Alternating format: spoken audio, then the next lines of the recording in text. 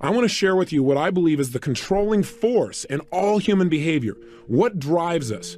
In other words, everyone could take action. Literally, if it's that simple, if all it takes to succeed is the ability to know what you want, take action, know if it's working, and keep changing until you get what you want, how come everybody doesn't do it? The reason is fear. And the fear is usually fear of failure or success or rejection. But the real word I would use for this thing we're afraid of is pain. I believe that every single person on this earth is driven by two forces. Number one, their need to avoid pain. And number two, their desire to gain pleasure. Those two twin forces are the drive behind all human behavior. So let me ask you a question. My guess would be this isn't the first set of self-improvement tapes that you've invested in your lifetime. Did you really use the last set you invested in?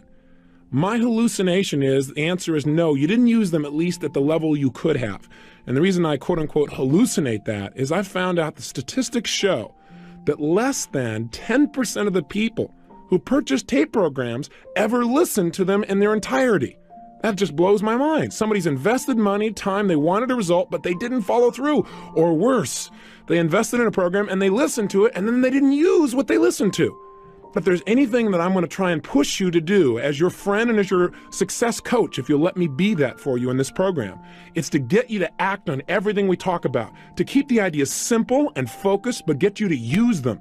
See, you don't have to have a complicated idea to make a difference in your life. What you need are ideas that you apply. And that's what we're really going to go for 1,000% in this program. But the question is, how could somebody go to school? How could somebody go to a seminar? How could somebody read an excellent book and still not produce the result? So why didn't I follow through? I obviously wanted the results that I knew this book could give me. Why haven't you followed through on some of the things you know you really want? Why not? Why haven't you used your personal power and taken action? What has prevented you from taking action? And I would suggest to you it's what this tape is about. The two controlling forces have directed your life and kept you at times from taking action. And those forces, again, are the twin forces of pain and pleasure. Remember, everything we do in life, we do out of our need to avoid pain or a desire to gain pleasure. I'll give you an example. I don't know if you're a lady listening or a gentleman, but when I speak to audiences, I'll invariably ask the ladies in the audience, please raise your hand if you put on makeup today. Do you know that 90% of the audience will raise their hand? Many times 99. Now, think about that. Why do they put on makeup each day, or why do you if you're a lady? Why? Is it because you wake up in the morning and say, look in the mirror and say, God, I love this process? I doubt it very seriously. Why you put it on is for one of two reasons. You put on the makeup because in your mind you say, you know, putting on makeup makes me feel more attractive. So what is that doing? Why are you taking action?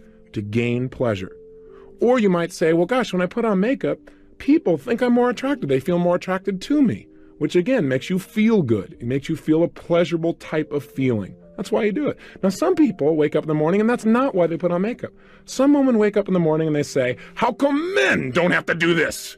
Right? But they still do it. Why? Because their brain says, well, if I don't put it on, somebody's going to say, what happened to your face?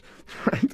And some people, of course, do it for a combination of the two. The point is, the only reason they put it on is to avoid pain and to gain pleasure. Some combination of those things. Hey, have you ever procrastinated?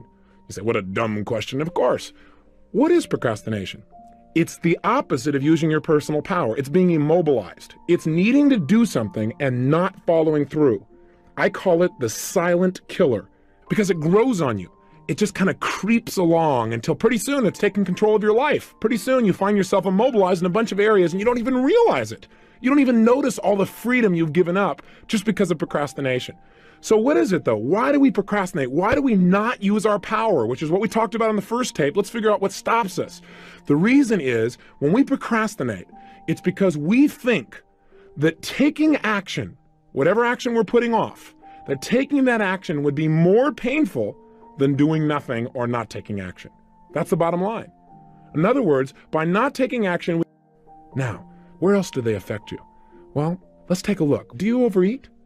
Some people say, well, I'm going to go on a diet. Yep, I'm just going to go out there and I'm going to starve myself and then I'm going to be real skinny. How often does that work? Now, I'd say slim and none. In fact, studies show that 95% of the people who go on a diet within 2 years have not only gained the weight back, but have also usually gained an additional 2 pounds beyond the weight they were on when they went on the diet in the first place. See, trying to create more pain in your life rarely works because I got to tell you something. The need to avoid pain is biological. It's built into your nervous system. Why? Because it's a survival mechanism. And your brain is going to fight like crazy anytime it sees that you're asking it to do something that's going to lead to pain. So what do we need to do to change our eating patterns? What do we need to do so we get permanent weight loss and we have the physical health we want? Well, the first thing I would do if I were you is I'd find some of the foods that you're obviously addicted to. In other words, foods that you eat on a regular basis and you eat them in excess. Why do you eat them in excess? You go, well, because when I was growing up, these and these things happened to me. No, that's not true. There's only one reason you eat more food than you should, because it's pleasurable, because you like to eat that chocolate, because you think, good dive of chocolate, and you just go into a state where you got to have it. See, you associate deep, deep pleasure, and that's why you go for it. Now you say, yeah, but being fat is really painful. That's true. But the reason you ate the chocolate, because in that moment, what was more real to you? The pain of being fat or the pleasure of the chocolate? I would assume that it was the pleasure of the chocolate if you're overeating. So what we've got to do to make a change in our life is not go out and discipline ourselves, but to change what we link pleasure and what we link pain to. So what if you saw somebody that you were really attracted to and you wanted to be with them, you wanted to develop a relationship, but you didn't follow through? How come? Real simple, isn't it? Because you associated more pain to walking up and asking him for a date than not doing it. You thought, well, gosh, but if I could do it, I could have the pleasure. But which one was a more powerful motivating force? The pleasure of being in a relationship or the potential pain of being rejected? If you didn't follow through, I'm sorry to sound so simplistic, but let's talk about what really drives human behavior. And I think there are certain basic fundamentals that drive our behavior. When we understand them, we can start to utilize them to change our life. And if we don't understand them, then what we do is we keep running up against the brick wall. Have you experienced that? Where you're trying to make a change, but it never happens. Why? Because your internal associations about pain and pleasure haven't changed. In other words, you keep thinking, if I do this, it's going to mean a ton of pain. And so you stop short. I mean, a classic example is in relationships. You know, a lot of people in life get this bug. They say, I want to be in a relationship. Why? Because they think being in a relationship would mean lots of what? Pleasure, love, happiness, security, being close, all those special feelings, spirituality, right? That feeling of oneness. Then they get in a relationship and they say, I don't want to be in a relationship, right? All of a sudden they begin to think relationship means pain. Or worse, they think a relationship is the most incredible thing in the world. They love this person. They give 1,000% of themselves. They think about them constantly. And then as time goes by, something happens. And this person, let's say, leaves them or breaks up with them or smashes their heart. The challenge is this. Most people have not learned how to deal with it. Most of us don't consciously look at what we link pain and what we link pleasure to. And so our lives are in reaction instead of in control. So for example, let's say you had a great relationship, somebody you really loved, gave 100% as we started to talk about, and then all of a sudden one day something bad happens. They cheated on you, they left you, they lost interest, they were less motivated or attracted than you were. What happens for some people is they have this thing called pain at this moment. And what they link up in their mind is relationships equal pain. Now there's a problem, because also in their mind they have this other association in their nervous system, and that association is relationships equal pleasure. So what happens in the future? Well, for a long time, this person will probably avoid relationships. You know, they won't get too attracted. They won't express themselves real fully, or they'll be a little bit more closed down. Does this sound like somebody you know? Maybe somebody you know personally? And then what happens is eventually, you know, maybe some of the pain wears off and they see somebody and they get attracted or they develop a neat relationship and it starts to grow. But there's a point in the relationship when it's going really, really well, when all of a sudden that person begins to sabotage the relationship. Now, have you ever done that? Usually it's because inside your mind, something has happened and your brain's going, oh my gosh, I'm getting all this pleasure. But I know what's happening next. Relationships will equal pain eventually, so I better get out quick before the pain gets here. Now, I want you to realize that this idea of pain and pleasure doesn't just shape your emotional life or whether, for example, you smoke cigarettes or overeat or whatever the case may be, but it affects every aspect of your life, every aspect, big things and little things. You know, sometimes business people say to me, boy, this pain pleasure thing, this really affects my business, doesn't it? I said, affects your business, it's everything. I mean, it all comes down to people don't even buy the best product anymore. They buy the product they associate the most pleasure to and the least pain. You know, all marketing is when you watch a commercial is them trying to get you to link pleasure to their product and pain to the competition. Management is understanding pain and pleasure. What drives somebody? Because if you want to motivate a human being, you got to find out what already motivates them. If you want to influence them, you got to find out what already influences them. What do they already link pain or pleasure to? I mean, I'll give you an example. I worked with a gentleman. He was one of the first people that I took on as a private client. Now I have a group of people that pay me between $1 and $4 million a year to personally coach them. They don't say that to impress you, but I want to impress upon you, these people will not pay that kind of money unless they get real results. And this man was the first client I took on, was a man who made $500 million in one day, one of the top financial traders in the world. That's pretty amazing. But then he went through this challenge. And the challenge was he couldn't get himself to make any money. For almost 9 straight months, he was losing money.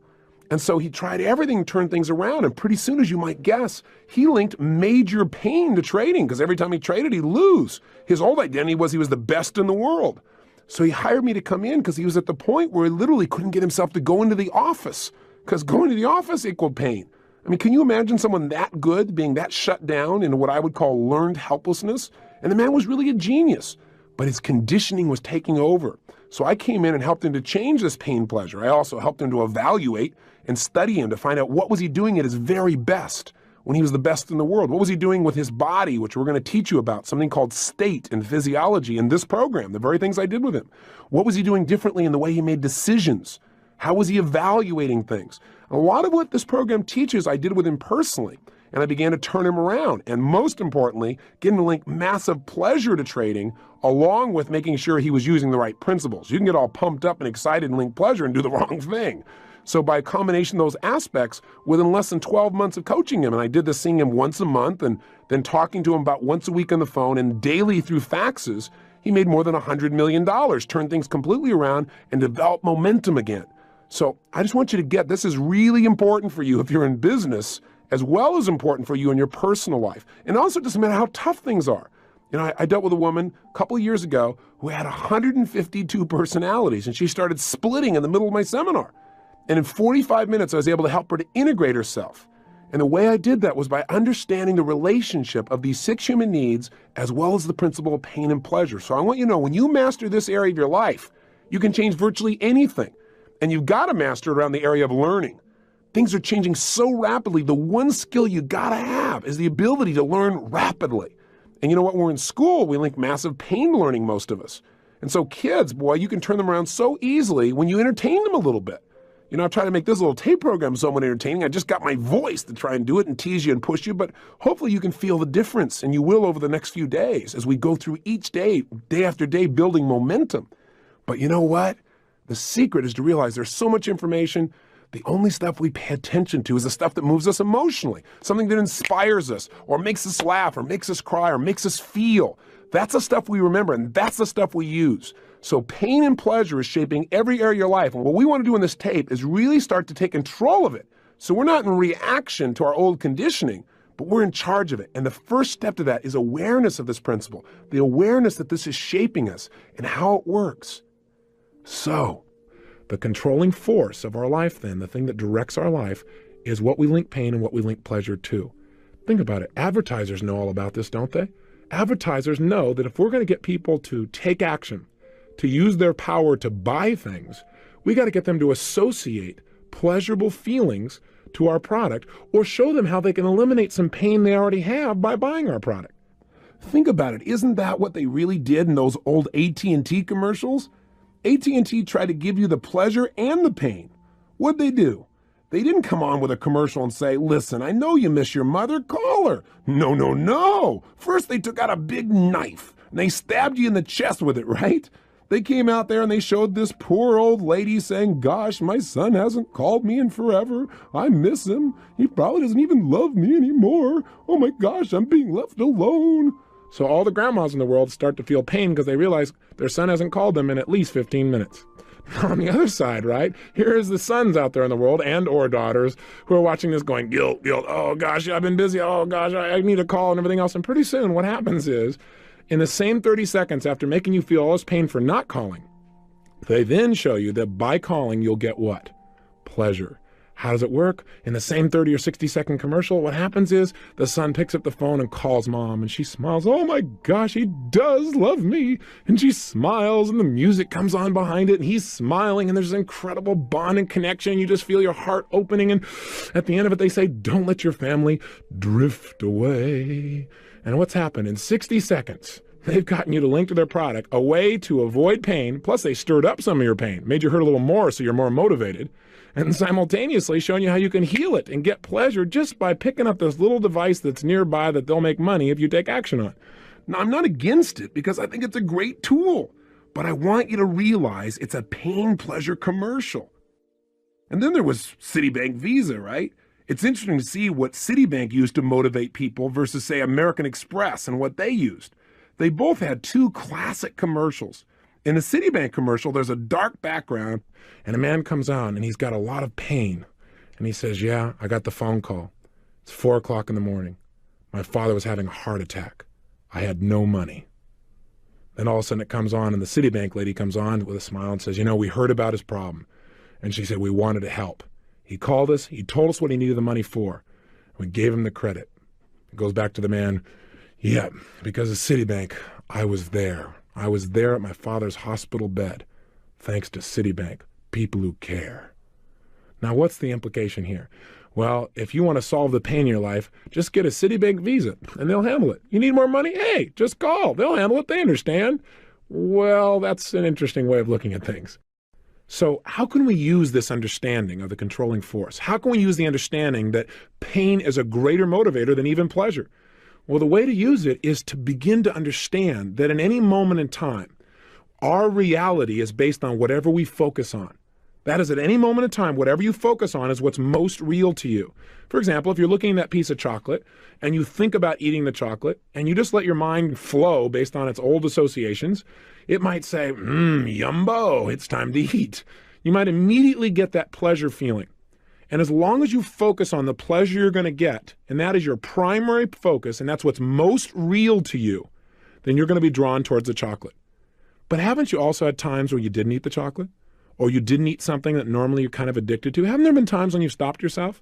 How have you done that? The answer is you changed your focus, and you focused on the pain you probably would experience or the pleasure you would get by not eating the chocolate. So what you did is, instead of just thinking intellectually, well, yeah, not eating the chocolate will make me thinner, you literally focused on, hey, I'm going to be going to this particular ball and I want to look like $1 million. I want to feel strong. If I eat that chocolate, I'm going to feel lousy. I'm going to feel bloated. I'm going to feel heavy. So you began to focus on all the pain plus all the pleasure you'd get by not eating it. And your behavior changed. Isn't that true? If you've ever stuck to a diet, for example, isn't it true that the way you stuck to it is one day you finally got to the point where you'd had it? You said, look, you looked in the mirror one day, or somebody said something to you, or you noticed that you were just feeling sloppy and tired, and you went through what I call threshold. Threshold is when you experience so much pain you said, I've had it. That's it. No more. And then you begin to find a way to change it. Well, I believe that you can do this with anything at any moment in time, and I know you can. All you got to do is control your mental focus. So if you want to change your behavior, you must focus on how not doing something is going to be more painful than just going for it. In other words, link not taking action as being more painful than just doing it. Just the way we talked about with procrastination, do it to yourself up front. Don't wait till life puts you in a pressure situation where you feel like you have to do something. Does that make sense? So how can we use this in other areas of our life? Do the same thing. You want to connect with somebody, you want to make sure you communicate with them, then think about, if I don't do this, I know I feel busy, I know I feel overloaded, but if I don't call them here on their birthday or on Easter, how's it going to make them feel? How am I going to feel? That would be painful. If I just made the call and I connect with them and they feel appreciated, how's that going to make me feel? Pleasurable. Use pain and pleasure instead of having pain and pleasure use you. That's the secret to success. You do that and you're in control of your life. You don't do that and life controls you. And unfortunately for most people, life controls them. So let's change it And in the next tape, we're going to talk about specifically how to change what we associate pain and pleasure to. But step number one is just getting clear that this is the controlling force of your life. If there's anything you want to do and you can't figure out why you're not doing it, there's a simple answer. You link more pain to doing it than not doing it. Hey, if you don't have enough money, for example, I know that's an issue for a lot of people. It was for a good deal of my life. If you don't have money, there's only one reason. You link more pain to having more money than to not having it. Now you say, okay, Tony, you've been okay up until now. Now you've gone over threshold. I don't buy that theory. Hey, I wouldn't have bought it either, but it's true. I've got to tell you something. You're an intelligent person. You have the ability to produce results. You had enough personal power to make a phone call, put your money on the line, and now you're following through and listening to it. You're in that top 1/10 of 1%, literally. I mean, you aren't just somebody who's just hanging out. You're willing to do something about it. Even with all of that, your ability to follow through, if you don't have the money that you want in your life, imagine motivating your life as being a scale, if you would. And on one side is pain and the other is pleasure. And your brain is always weighing, if I take this action, what's it going to mean? More pleasure and less pain, or more pain and less pleasure?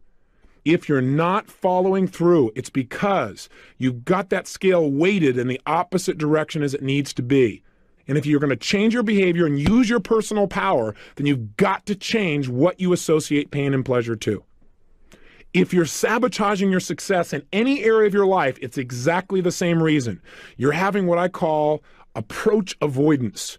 That is, you have a mixed set of associations about pain and pleasure. As I gave you the earlier example, in a relationship, I want to be in a relationship. It'll mean pleasure. But then you get into it and you start to notice some things and your brain says, oh, it might end. It might mean pain. And so you start to make relationships work and you sabotage them. You may do the same thing financially. I want money because money will mean for me maybe more freedom, or I could give to my friends, or I could buy my kids something, or I could travel the world, or I could learn something new, or I could hire this best coach in the world to do something for me. And yet at the same time, your brain's going, yeah, but then I'll get judged, or yeah, I'll have to give up all this stuff, or I'll have no time with my family and all this pain. And so you don't follow through and you begin to sabotage financially.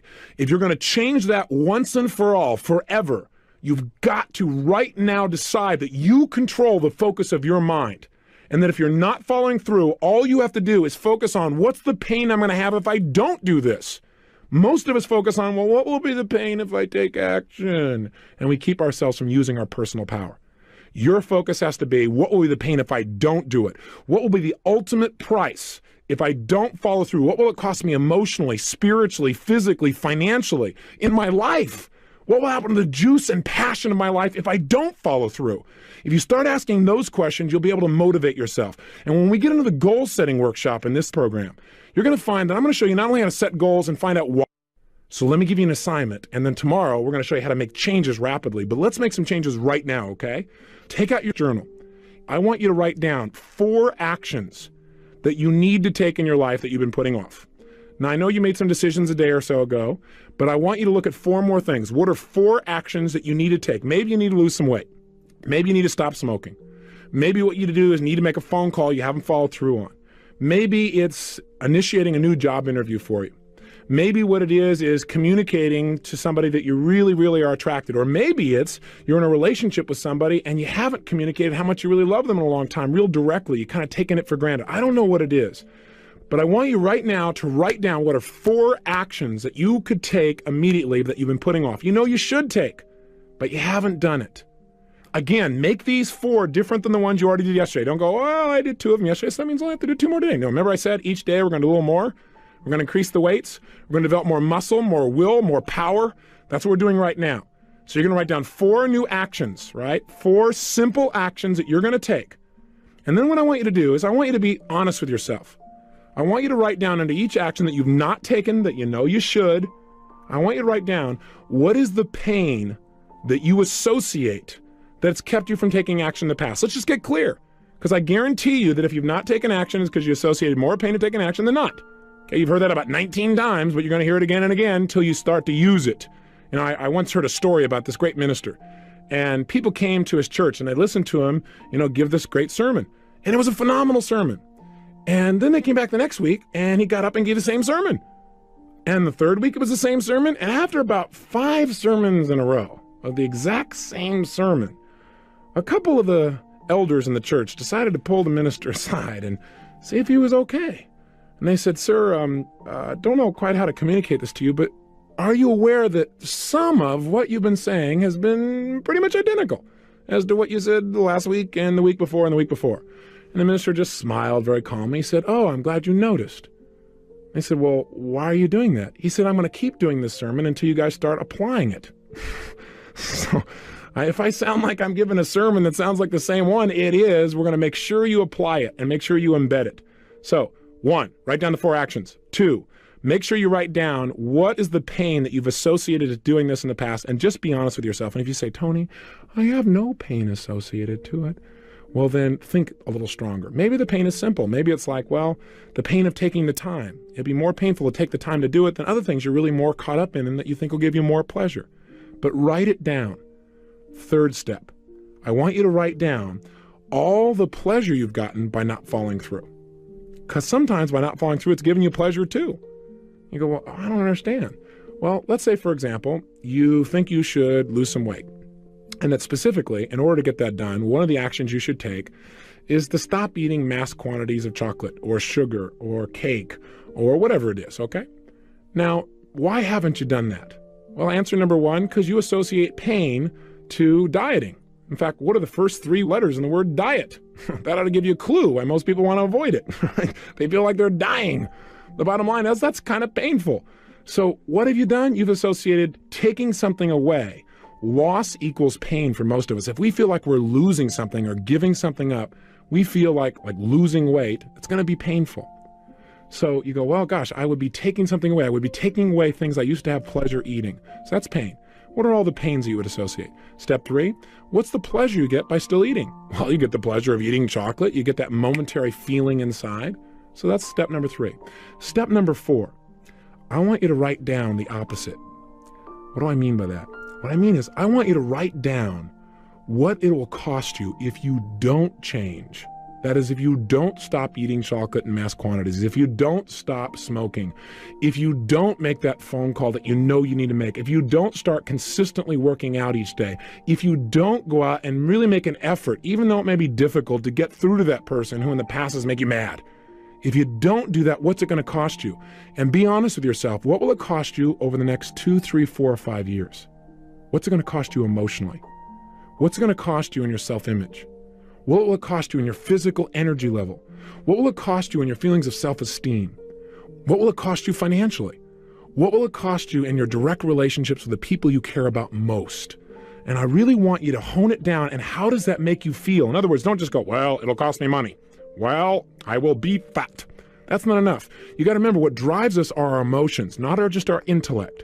So get emotional about it. What will it cost you, and how would that make you feel to not get those results?